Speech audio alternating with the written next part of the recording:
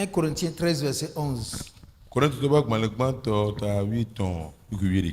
Le grand apôtre Paul parle. Lorsque j'étais enfant, je parlais comme un enfant, je pensais comme un enfant, je raisonnais comme un enfant. Lorsque je suis devenu homme, j'ai fait disparaître ce qui était de l'enfant. Une maison spirituelle, une maison, une communauté chrétienne que tu fréquentes. Même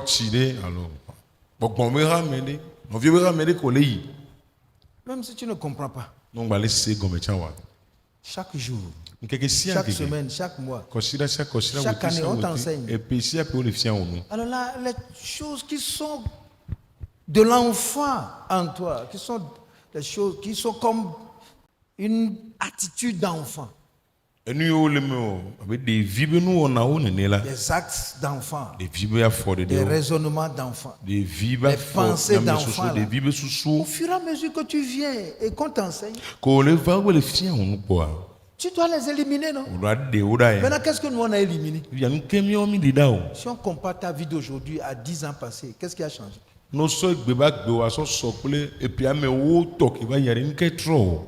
Qu'est-ce que tu as réussi à éliminer? Parce que tu as grandi. Si rien ne change dans notre caractère, ça veut dire que nous n'avons pas grandi. Nous demeurons les enfants, des hommes, des personnes reprochables.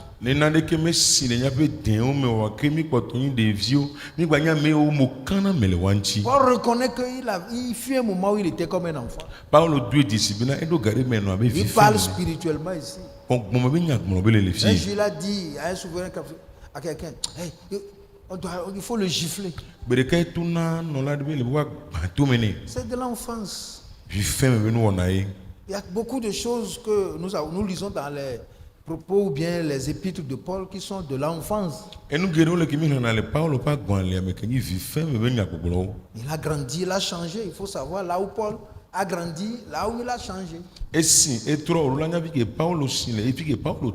La plupart du temps, il nous avertit. Je parle à la manière des hommes. Ce n'est pas un péché d'être un enfant et d'avoir les attitudes d'enfant. Mais c'est un péché lorsqu'on passe des années à apprendre et on ne grandit pas et on demeure un enfant.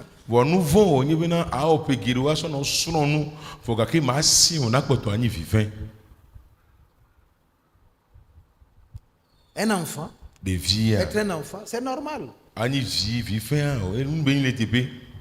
Tu ne l'as pas choisi. C'est ton âge. Mais lorsque tu prends de l'âge, tu es enseigné et que tu demeures avec les attitudes, les caractères, le raisonnement, la façon de penser d'un enfant, alors là, tu deviens un gros fardeau. Après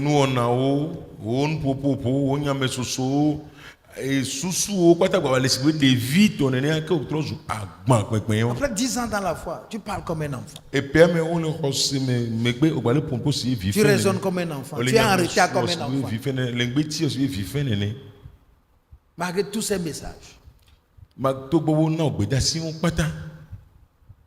Parce que l'espérance c'est que un jour, quelque chose changera. Dieu espère que tu changeras. C'est pourquoi il est patient envers toi. Mais la patience de Dieu prend fin. Quand vous persévérez dans le mal, prenez de l'âge, mais vous vivez comme un enfant. Vous habillez comme des enfants. Vous parlez comme des enfants. Vous agissez comme des enfants. Rien n'a changé. C'est ça qui est dangereux. C'est ça qui est le péché de l'adulte. Il demeure un enfant. Vous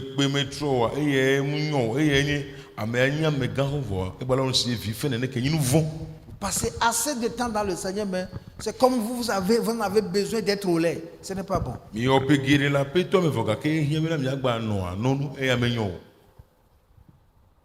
dit, quand je suis devenu homme, quand il a grandi, quand il a compris, quand il a saisi le sens de l'obéissance, Quand il a appris à se discipliner, quand il est devenu une personne de foi, il a dit non, je ne peux plus vivre avec ça. Cette colère-là, cette vie d'orgueil-là, je ne peux plus continuer. Si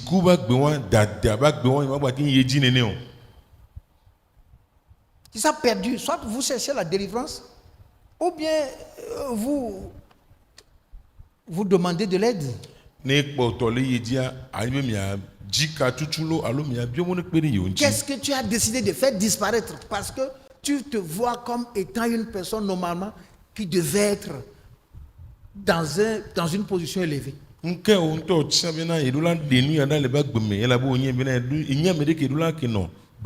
n'a pas dit le Saint-Esprit a fait disparaître, il dit j'ai fait disparaître. Toi qui dois faire disparaître cette colère. Toi qui vas faire disparaître cette indiscipline. Toi qui dois faire disparaître cet orgueil en devenant humble. C'est toi. Sinon, tu n'auras jamais de part avec Dieu. C'est toi qui dois faire disparaître. Avec des raisonnements enfantins, des pensées enfantines. Quand tu entends juste leur façon de parler, tu te dis, oh, on est où? Juste leur réaction, tu te dis, mais on est où? On avait cru que peut-être tu as grandi, non? Avec les enseignements, avec tout ce qu'on te donne. Mais on ne peut pas croire encore que ces choses sont encore là.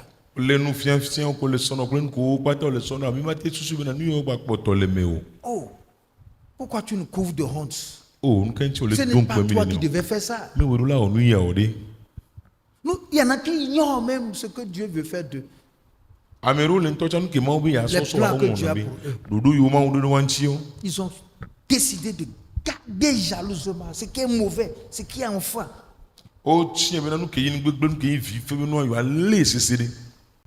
Le grand apôtre qui était violent, qui mettait les gens en prison, qui persécutait, qui était impatient, qui était prêt à tout pour défendre le judaïsme. Un jour, il a été rencontré par le Seigneur. Il a compris que cette marche-là a besoin de la discipline. Il n'a pas fait disparaître ça facilement. Vous comprenez ça? Allez dans 1 Corinthiens, le chapitre 9.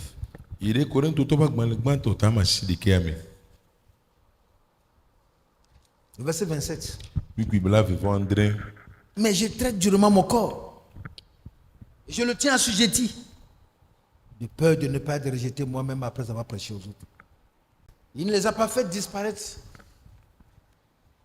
juste parce qu'il a envie. Il a pris un décret contre le corps qui manifeste l'enfance. Le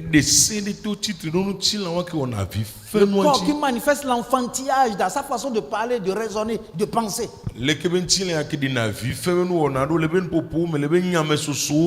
a pris un décret. Je traite durement mon corps. Je traite durement ma bouche. Je traite durement mes pensées. Et je les tiens assujettis.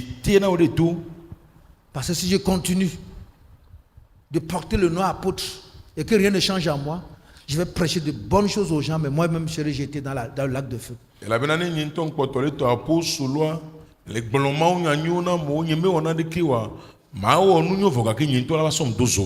Ne compte pas le nombre d'années que tu as fait dans le Seigneur. Qu'est-ce que tu as fait disparaître? C'est ça le problème. Qu'est-ce que tu as réussi à abandonner? Qu'est-ce que tu as fait pour faire partir ce qui doit partir? Il prie un décret. Je traite durement mon corps. Je traite durement mon corps. Je ne sais pas arrêter là. Colossiens 3, verset 5. À un moment donné, on doit dire non à ça. Ça, je ne peux plus. Ça, je ne peux plus faire. Un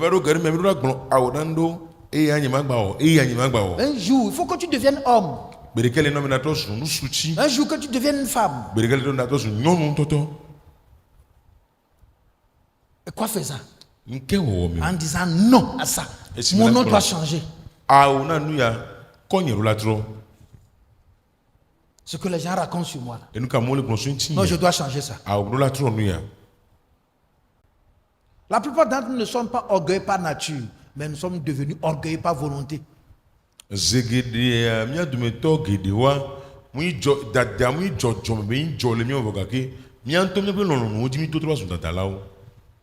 sommes devenus orgueilleux par ce que le monde nous a donné. Ce que nous pensons être nous a rendus fous dans sa présence.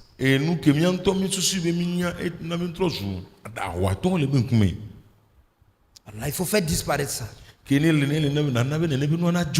Sinon la chose va te faire disparaître devant Dieu. Si tu ne fais pas disparaître ce qui est enfant va te faire disparaître devant Dieu. Et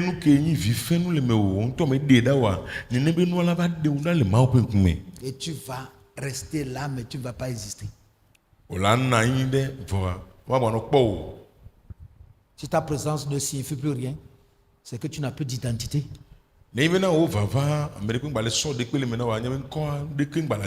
Ta présence et ton absence sont égales. Tu ne signifies plus rien.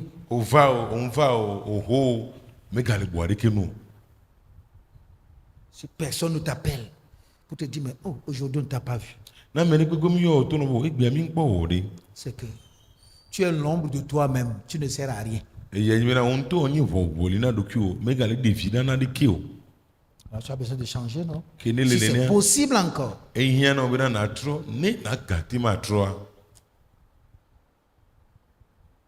Tout caractère qu'on refuse d'abandonner devient une seconde nature. Pour la plupart d'entre nous, la colère est devenue une seconde nature. L'orgueil est devenu une seconde nature. La prostitution est devenue une seconde nature. Jusqu'à quand? Toi-même, tu as décidé d'ouvrir la porte de sortie et de tourner le dos pour fermer la porte de l'éternité avec Dieu, avec toi-même.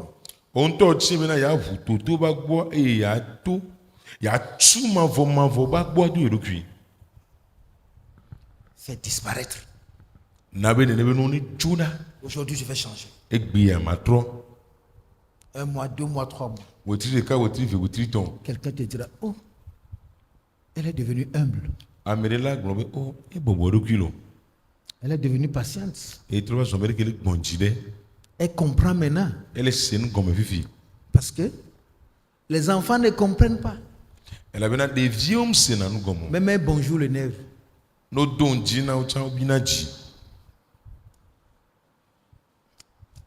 Colossiens 3:5. Faites donc disparaître les membres qui sont sur la terre. L'impudicité, l'impureté, les passions, les mauvais désirs, la cupidité qui est une idolâtrie. Il faut les faire disparaître. C'est vous qui allez les tuer. Il faut les faire disparaître. S'ils ne sont plus là, ils sont morts. Ils ne peuvent plus vous contrôler. Le temps que vous allez les entretenir, les nourrir, ils vont vous contrôler.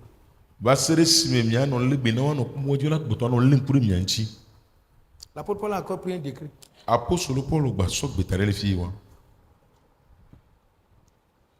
La vie chrétienne, c'est pas pour ceux-là qui cherchent les passe-temps, hein, quelque part où ils vont avoir la consolation.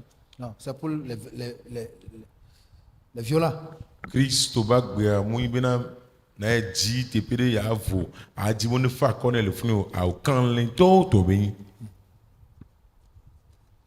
tant que tu n'es pas libéré, personne ne peut te libérer. Il y a des choses que tu dois faire partie. Là, on va te dire à faire partie. Celle-là que tu ne peux pas faire partie. Nous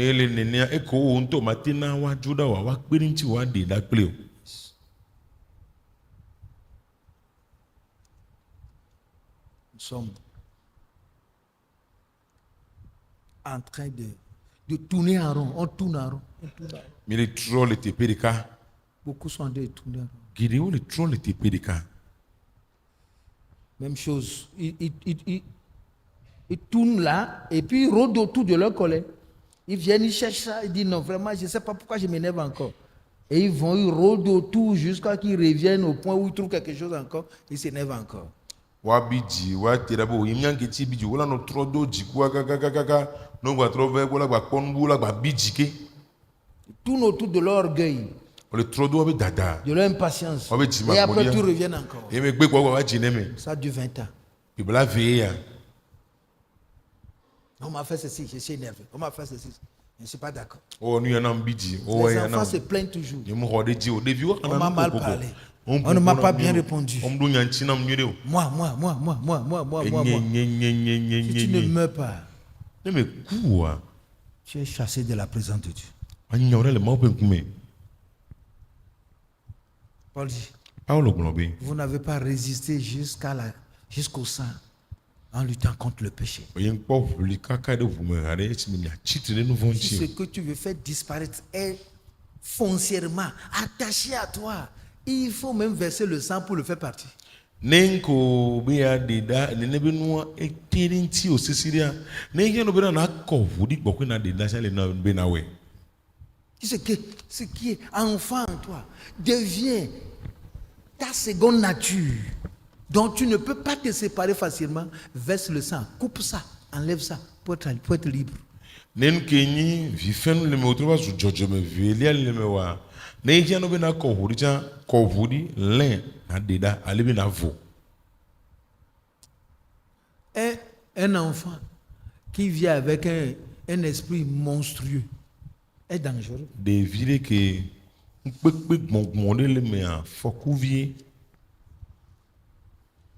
quand je suis devenu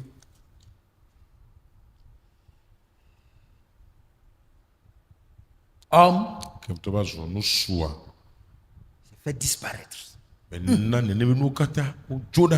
balayé la vieille maison.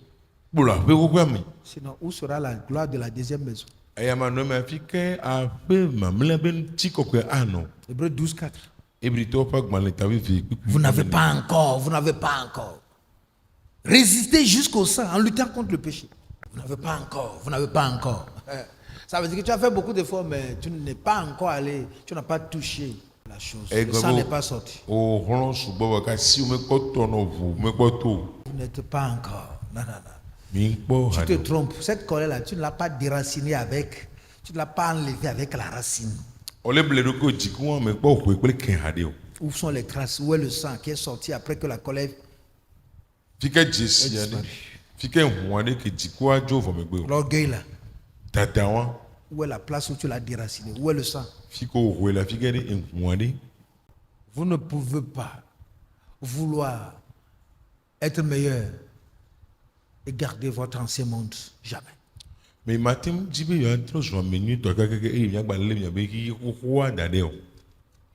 Nous-mêmes, nous sommes fatigués de parler. Quand tu parles et les gens obéissent, la connexion devient grande. Tu n'as aucun plan cette année pour faire disparaître ce qui est de l'enfant, de ta vie.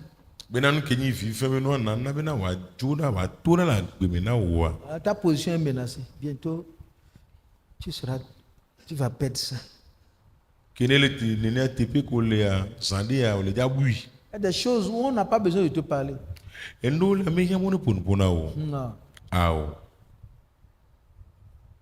Si tu fais,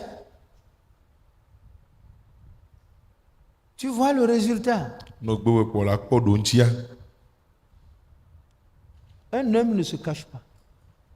Celui qui est vraiment homme ne se cache pas.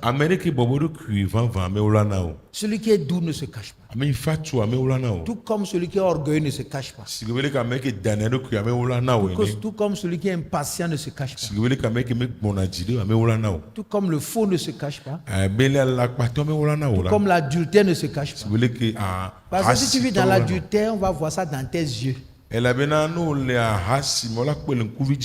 Tant que tu n'auras pas décidé de faire disparaître là, alors tu es en train de disparaître toi-même. Tout ton bonheur est en train de disparaître. Tout le plan de Dieu autour de toi est en train de disparaître. Yes. Parce que ce que tu dois faire disparaître est là. Dès que le bonheur vient, boum, il dit non, je suis déjà assis ici. Je ne reçois aucun étranger. Quand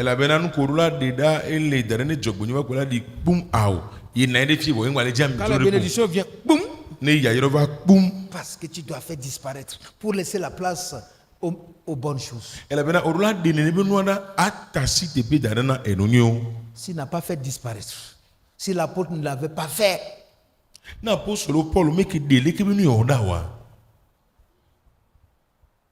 personne ne va lire ses épîtres. Personne ne va aimer son histoire. Ta consécration t'attache à une odeur.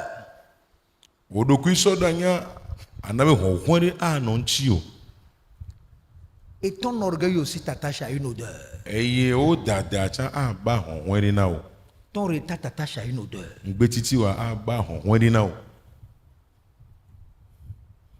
Et ton passé que tu entretiens t'attache à une odeur. Que tu veuilles ou pas. Les gens, le bonheur va te fuir bientôt parce que le bonheur ne supporte pas cette odeur. Les faveurs vont te fuir. Et même la volonté de Dieu va te fuir. Mais si ta consécration révèle ou bien sort son odeur, les bontés de l'Éternel vont être toujours renouvelées autour de toi. Les faveurs, tu n'en chercheras pas, elles viendront d'elles-mêmes. Parce que ton odeur est en train de les appeler. Si quelqu'un a une mauvaise odeur, qu'est-ce qui se passe? Hein? Dis-moi ça. Non. Qu'est-ce qui se passe d'abord? Vous allez voir aussi les mouches seront en train de rôder là-bas. Les mauvaises choses. De la même manière, l'orgueil. Lorsqu'il sort son odeur, le jugement de Dieu commence par chercher l'orgueil. Si tu es bon, les bontés de Dieu, ta bonté va sortir l'odeur pour aller courtiser les faveurs et les bontés de l'Éternel.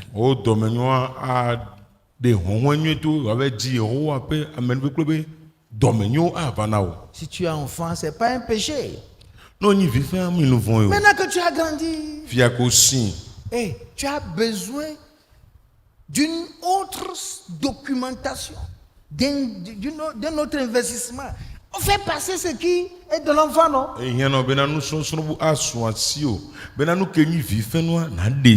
Tu as besoin qu'on te donne un nouvel investissement, une nouvelle couverture, une nouvelle grâce. Tu as besoin de porter un nouvel accoutrement. Fais partie de ça. Parce que la patience t'attend. Fais partie de l'impatience. La joie t'attend. Fais partie de la tristesse. La paix là t'attend. Il faut faire partie des troubles. La vie t'attend. Fais partie de la mort. Le bonheur t'attend. Fais partie du malheur. Et le choix c'est nous. J'ai fait disparaître. J'ai fait disparaître. J'ai fait disparaître. Ce qui est vrai t'attend. Fais partie de ce qui est faux. Ce qui est honorable t'attend. Fais partie de ce qui est honteux. Ce qui est juste t'attend. Fais partie de ce qui est injuste. Yes. Ce qui est admirable t'attend. Fais partie de ce qui est flou. Pourquoi vous attendez? Faites disparaître et Dieu va faire apparaître. Alléluia. Ce qui n'a pas encore apparu, le bonheur qui n'est pas encore là, c'est parce que tu n'as pas fait disparaître.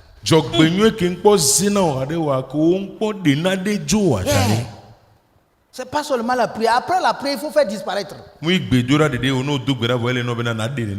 pray asking for grace to disappear the bad character. Après la prière, va travailler, va faire sortir, va faire disparaître. Fais disparaître, va faire disparaître. Ne classe pas quelque part dans un coin pour qu'après tu ailles chercher encore. Tu fais disparaître pour que tes yeux ne voient plus jamais ça. Si tu ne veux plus d'un habit, ne dis pas que je vais en faire un torchon.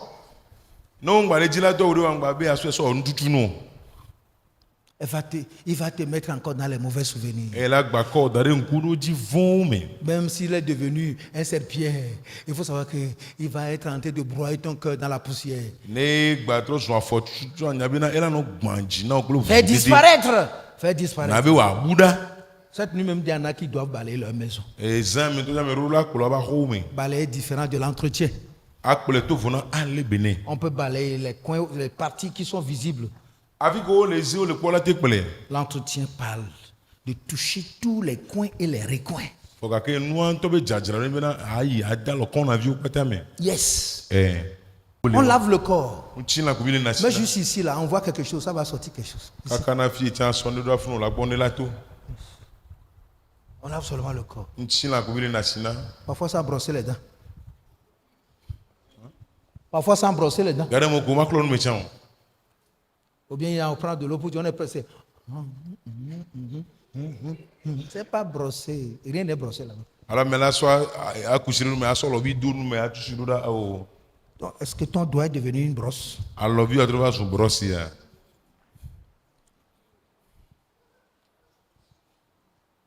Ça ne peut pas faire disparaître les choses que tu as mangées hier. Pour faire apparaître une bonne haleine. Non. Ah oui, frère, c'est la vérité. C'est nous, la balle est dans notre camp. Ce que tu veux, il faut le faire valoir.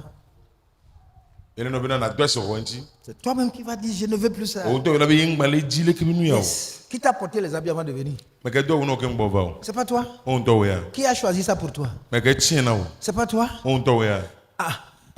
Qui t'a amené à la douche et t'a lavé? C'est pas toi. Alors tu peux choisir de bonnes choses pour toi-même. Tu sais les habits que tu dois porter mardi et tu es allé les choisir, tu les apportes. Dimanche, tu as ça déjà dans la tête. Alors choisis aussi de laver cette affaire-là, de faire disparaître ça. Est-ce que les saletés que nous lavons souvent de nos pieds là, nous les ramassons dans un sachet pour venir encore mettre dans nos tiroirs? Fais disparaître, fais disparaître. Fais disparaître, fais disparaître. Fais disparaître. Quand tu vas au WC, excusez-moi, je vais te dire ça comme ça. Est-ce que tu le fais dans un sachet pour l'amener dans ta chambre à coucher? On fait disparaître. Tout le monde ne veut pas voir ça. Il faut faire disparaître. Parce que c'est hier. Hier, c'était une nourriture. Aujourd'hui, c'est un déchet. C'est un déchet. Fais disparaître. J'ai fait disparaître. J'ai fait disparaître. Yes. J'ai fait disparaître. Moi-même, j'ai décidé d'en découdre. Et je l'ai fait. Ça, je me sépare. Ce n'est pas seulement une parole. J'ai dit non. Tu ne peux plus rester avec moi dans mon cœur.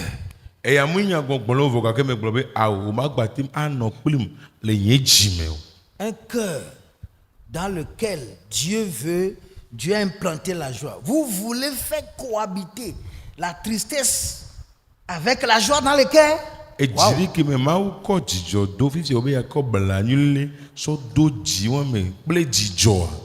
Ce que Dieu donne, c'est notre refus de faire disparaître qui apporte le compromis.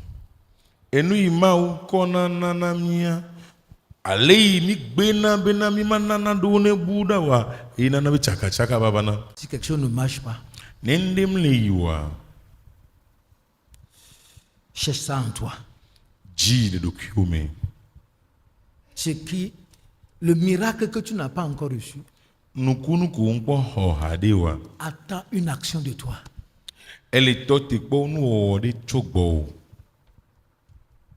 Même notre foi, souvent vient se greffer sur notre enfantillage.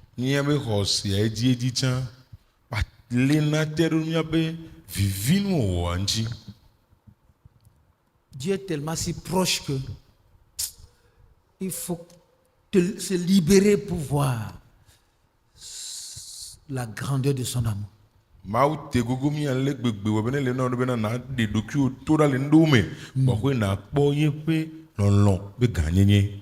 Le bonheur devant toi. Tant que tu auras en face de toi ce qui doit disparaître, tu seras toujours aveugle de ton bonheur.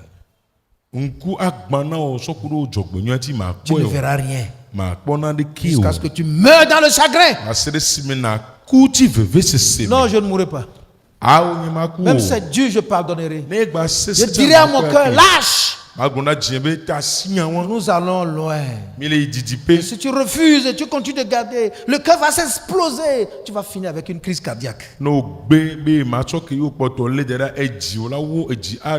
si tu meurs dans ces conditions, tu ne verras pas Dieu. Des choses qui doivent passer, qui doivent disparaître il y a 10 ans. On les a vivre de façon vive en soi.